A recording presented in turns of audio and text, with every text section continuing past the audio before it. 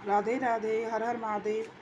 आज हम श्री शिव महापुराण के कोटि रूप संहिता खंड का पाठ तीसरा अध्याय अनुसुईया एवं अत्रि का जप।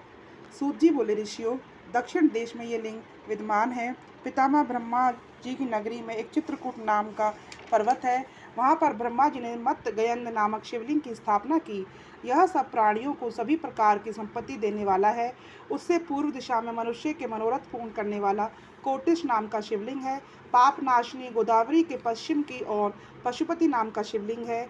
वहाँ से दक्षिण की ओर लोक हितकारक सती श्री अनुसुईया जी का आनंद देने वाला अत्रि स्वरलिंग है।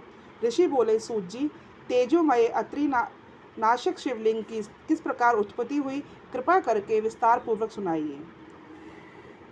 सूत जी बोले, ऋषियों, दक्षिण की ओर चित्रकूट पर्वत के समीप कामद नाम का महावन है।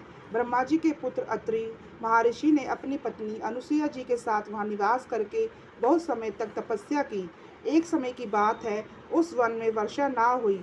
इस प्रकार 100 वर्ष पर्यंत अकाल पड़ गया। अन्न जल का अभाव हो गया। भूख से प्राणी मरने लगे। पेड़ पत्ते फल फूल कुछ भी ना रहा।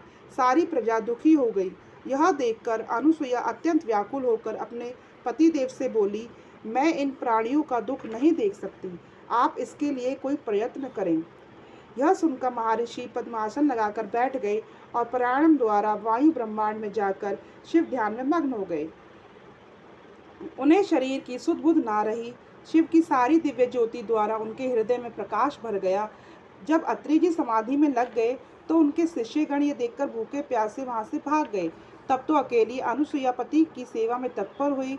सती ने मंत्रों द्वारा वहां पार्थिव प्रतिमा की रचना की, फिर नियम पूर्वक उसकी अर्चन पूजन में लग गई। मानस उपचारों के द्वारा पूजन से शिव को प्रसन्न करने लगी।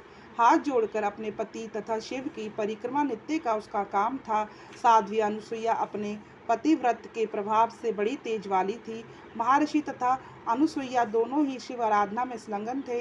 ऋषियों श्री महादेव जी उन दोनों की तपस्या से प्रभावित होकर ऋषि मुनि देवगणों के साथ लेकर वहां पहुंचे और गंगा आदि पवित्र नदियां भी उनके दर्शनार्थ वहां आ गईं। उनकी तपस्या की सराहना करते हुए सब बोले और भी ऋषि मुनि भी सभी तपस्या करते चले आ रहे हैं, किंतु अत्रि मुनि की पत्नी अनुसुईया जैसी पति सेवा एवं तपस्या किसी ने भी नहीं की। दोनों धन्य हैं। इस प्रकार सभी देवता ऋषि मुनि उन दोनों की कीर्ति गायन करते करते अपने अपने धाम में चले गए, किंतु भगवान शंकर अत्यंत प्रसन्न होकर अपने संपूर्ण अंशों से वहां रुके रहे, केवल अंशी भाव से कैलाश पर पधारे।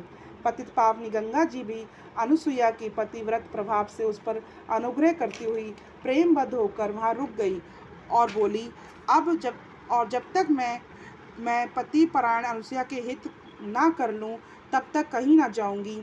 अनावृष्टि 54 वर्ष तक रही, किंतु महर्षि अत्रि जी वैसे ही तपस्या में लगे रहे। इस प्रकार अनुसुईया जी पृथ्वी पर वर्षा न होने तक अन्न जल न लेने की प्रतिज्ञा में पूर्ण रही।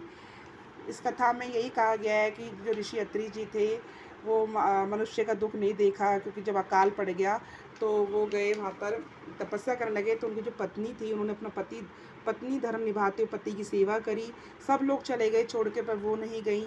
और जब उन्होंने देखा कि बहुत ज़्यादा अकाल पड़ गया तो उन्होंने भी प्रतिज्ञा की कि मैं भी अन्न जल नहीं त्यागूंगी। और शिव जी उनकी पूजा पाठ से इतने प्रसन्न हुए कि वो उन्हीं के वहाँ निवास करने लगे और माँ गंगा भी वहीं पर रहने लगी कि मैं ऐसी पतिव्रता स्त्री के दर्शन करके ही जाऊंगी। हर हर महादेव। राधे राधे।